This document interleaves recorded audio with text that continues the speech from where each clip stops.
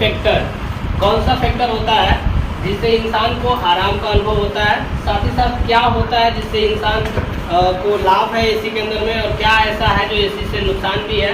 तो दोनों चीज़ जानेंगे, यानी कि एसी का फायदा भी जानेंगे और नुकसान भी जानेंगे। तो फैक्टर सबसे पहले देखते हैं क्या क्या फैक्टर होता है जिससे इंसान आराम का अनुभव करता है। तो फैक्टर में 2-3 फैक्टर होते हैं। सबसे पहले तो 2 फैक्टर क्या क्या है। पहला फैक्टर ये क्या करती है, हमारे वातावरण के विपरीत काम करती है, यानी कि अगर गर्मी का मौसम है ये हमें क्या करती है, ठंडी देने का काम करती है, जिससे हमें आराम का अनुभव होता है। बताओ कोई खूब ज़्यादा धूप में से आए और उसको एक ठंडी मिल जाए तो आराम तो होगा ना उसको, तो उससे रिलीफ होता है, इससे आराम का अनुभव होता है। दूसरा फैक्टर क्या है कि अगर गर्मी का दिन होगा तो गर्मी में क्या करते हैं, कुछ एसियाँ ऐसी होती हैं जो ठंडी देंगी और कुछ ठंडी के दिनों में गर्मी देने का काम करते हैं, यानी कि हॉट एंड कूल दोनों प्रकार की एसी आती है जो इंसान को आराम का अनुभव कराती है। इसके अलावा क्या है, इसके अलावा ये है दूसरा, नॉइस फ्री सिस्टम होता है, यानी कि आवाज़ ये बहुत कम करती है जिससे इंसान को चिड़चिड़ापन कम होता है। इसके अलावा इसके अंदर रहने से पसीना नहीं होता है जिससे इंसान काम पे ज़्यादा अट्रैक्शन रहता है उसका, यानी कि चीज़ों पे बाकी जो नहीं, जैसे अगर कोई काम हम कर रहे हैं हमें पसीना होगा तो हमारा ध्यान कहाँ रहेगा, ज़्यादातर पसीने पे है ना, काम पे नहीं रहेगा। तो पहले जानते हैं इसके लगाने से फ़ायदा क्या क्या है, इंसान को क्या क्या फ़ायदा होगा। तो पहले कुछ एग्जांपल्स देख लेते फिर समझ में आ जाएगा ऑटोमेटिक। जैसे किसी दुकान में 2 दुकानें हैं आपके पास में, एक दुकान में एयर कंडीशनर लगा हुआ है, एक दुकान में नहीं लगा हुआ है। उस दुकान पे, जिस दुकान पे नहीं लगा हुआ एयर कंडीशनर, अगर उस दुकान पे कोई आदमी गया तो वो बहुत जल्दीबाजी में रहेगा कि मुझे सामान दे दीजिए, मुझे निकलना है, बहुत देर हो रही है, तो भीड़ लगाएगा, आपको बार बार क्या करेगा, परेशान करेगा। दूसरी बात, इतने लोग आपको परेशान कर चुके होंगे कि आप भी क्या हो चुके होंगे, परेशान हो चुके होंगे, तो आप उसको डांट भी सकते हैं या बोल सकते हैं कि चलो ऑटो नहीं दे पाएंगे। क्या होता है, दिमाग आदमी का संतुलन खो बैठता है कि बात बार बार सुन के, है ना। ऐसा खासतौर से बैंकों में होता है, जिस बैंक में एयर कंडीशनर नहीं लगा होगा 10 आदमी आते हैं, उस मैनेजर से एक ही क्वेश्चन पूछेंगे।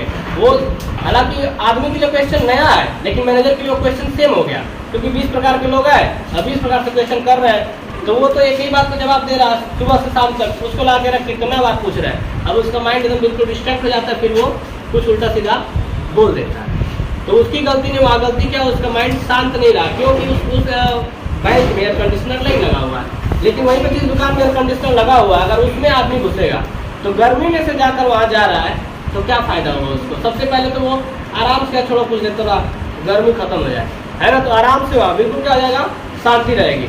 और अगर कस्टमर लगे, भीड़ लगे ना, साइड में खड़ा रहेगा, छोड़ो जान दो, आराम से हमको देगा, तो फिर वो क्या करेगा, आराम से वहाँ सामान लेगा, न तो टिक होगी, नहीं बहुत जल्दीबाजी होगा, नहीं वहाँ के दुकानदार को दिक्कत होगी। तो एक बड़ा फायदा ये है।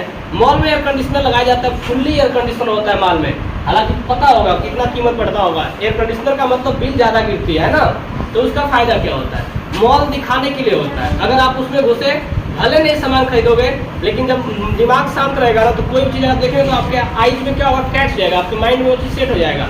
फिर आगे चल के आपके पास पैसा बढ़ा, आप प्रोफेशनल हुए, तो अगर उस मॉल में गया तो सबसे पहले वो चीज़ आप वहाँ देखें तो आपको ख्याल आएगा, उस मॉल में तो मैंने देखा था, तो आप वहाँ जाके वापस खरीद लेंगे, है ना। यानी कि शांति रहेगा तो आप क्या देर तक उसमें घूमेंगे भी, किसके लिए, सामान भले नहीं खरीदेंगे, सोचेंगे चलो खुद को कम से कम ठंडक मिल जाएगा, है ना, तो इसके लिए पूरा माल घूम देता है आदमी, और सारे सामान को एक बार क्या कर लेता है, देख लेता है। इसीलिए मॉल में सारे सामान ऐसे खुले लगाए जाते हैं। और अगर आप नहीं लेंगे, कोई आपके अगल बगल का बोल लेने वाला होगा, उसको रिकमेंड कर देंगे, है ना। तो ये सब फायदा है एयर कंडीशनर लगाने का।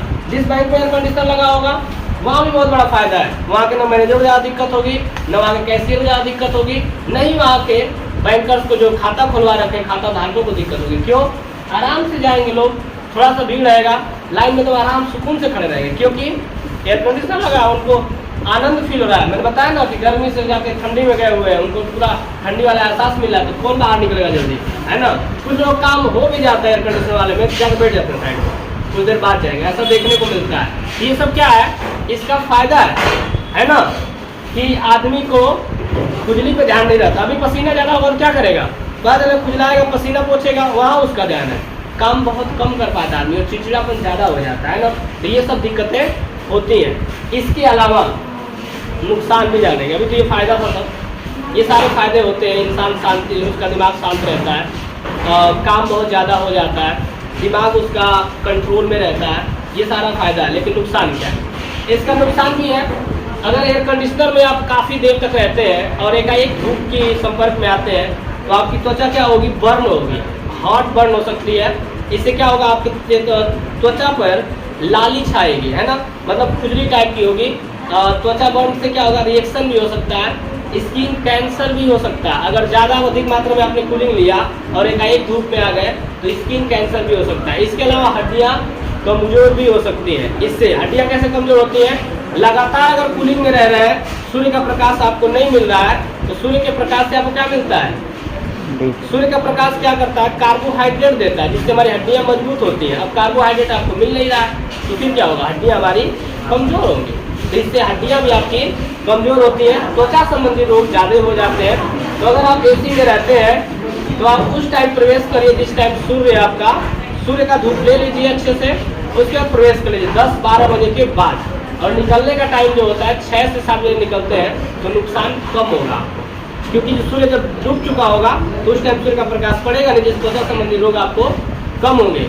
या तो आप कुछ ऐसा यूज करेंगे, जैसे कार यूज करेंगे तो कार में भी एसी होगा, जिस बैंक में काम करो उस बैंक में भी एसी होगा, तो जहाँ भी काम करते हो वहाँ भी एसी होगा, तो जाके आपको ये सारे नुकसान थोड़े कम हो गए। तो एकाएक आपने खूब 12 घंटे या 8 घंटे 4 घंटे कूलिंग को अच्छी खासी ले ली, पूरा जब आपका शरीर ठंडा हो गया और एकाएक धूप में आ गए तो क्या होता क्या है, जो विपरीत अट्रैक्शन होता है बहुत ज़्यादा होता है। यानी कि अगर आपके पास ठंडी होगी तो हीट आपको एकाएक अटैक कर देगी, जिससे आपके रोग क्षेत्रों में पूरी हीटिंग घुस जाएगी और फिर आपकी त्वचा संबंधी रोग चालू।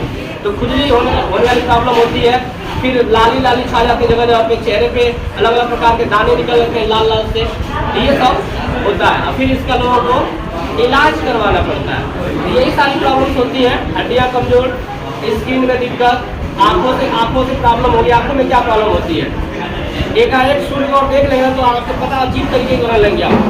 तो मैं फिर वही कहा जो एसी में एक बार रहा हो, वो आंखों से क्या होता लगेगा ऐसे ना कि वो देख नहीं पा रहा है, किसी रोशनी वाली चीज को सही से वो देख नहीं पाएगा। अगर ज़्यादा देर तक कूलिंग में रहता है लगातार और सूर्य का प्रकाश बिल्कुल नहीं ले रहा आदमी, आंखें भी कमजोर होती है, रेटिना कमजोर हो जाती है। ये सारा ध्यान रखना है। एसी में रहना है लेकिन सूर्य का प्रकाश लेने के बाद नुकसान थोड़ा कम होगा। ओके।